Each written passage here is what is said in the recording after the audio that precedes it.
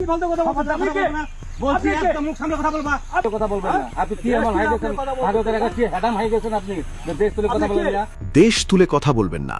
আপনি কি ভারতের প্রধানমন্ত্রী হয়ে গেছেন? বাংলাদেশ কি আপনার কাছে ভিক্ষা চেয়েছে? ভারতীয় কর্মকর্তাকে এভাবে শাসিয়েছেন বিজিবি কর্মকর্তা।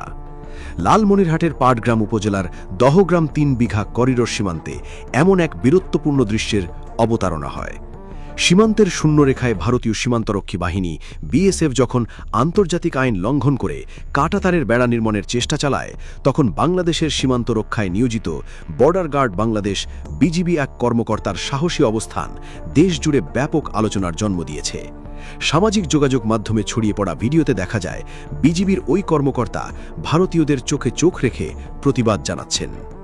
দহগ্রাম সীমান্তের একটি খোলা প্রান্তরে ভারতীয় বিএসএফ সদস্য এবং কিছু বেসামরিক পোশাকধারী ব্যক্তি ফিতা দিয়ে জমি মাপছিলেন এবং সেখানে বাঁশের খুঁটি পুঁতছিলেন। সার্বভৌমত্বের উপর এমন আঘাত দেখে সেখানে উপস্থিত বিজিবি কর্মকর্তা অত্যন্ত দৃঢ়কণ্ঠে প্রতিবাদ জানান। তিনি ভারতীয় কর্মকর্তাকে উদ্দেশ্য করে বলেন, আপনি অতিরিক্ত কথা বলছেন, দেশ নিয়ে কথা বলবেন না। আপনি কে যে দেশ নিয়ে কথা বলেন? আপনি কি ভারতের প্রধানমন্ত্রী হয়ে গেছেন? বিজিবির এমন রণমূর্তি দেখে সেখানে উপস্থিত ভারতীয় প্রতিনিধিরা থমকে যান। বিজিবি আরও কঠোরভাবে বলেন, বাংলাদেশ কি আপনার কাছে ভিক্ষা চেয়েছে? কেন আপনি দেশ নিয়ে ফালতু কথা বলছেন? মনে রাখবেন, আমার দেশের বিষয়ে কোনো ধরনের আপত্তিকর মন্তব্য সহ্য করা হবে না।